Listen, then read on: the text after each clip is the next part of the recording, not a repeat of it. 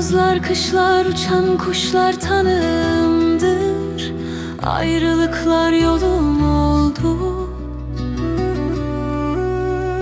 Can yoldaşlar değil sırdaşlar tanığımdır.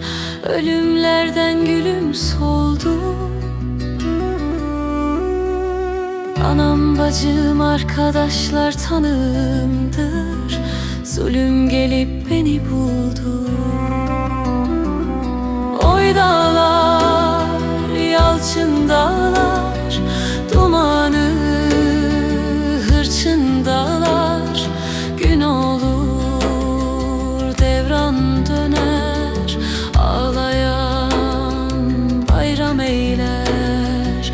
Oy dağlar, haber verin, sılamı özledim yine.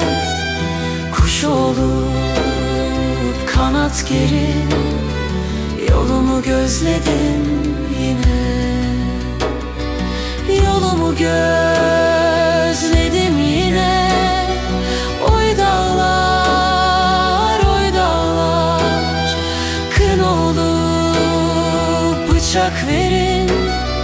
Anamı özledim yine. Kuş olup kanat gerin, yolumu gözledim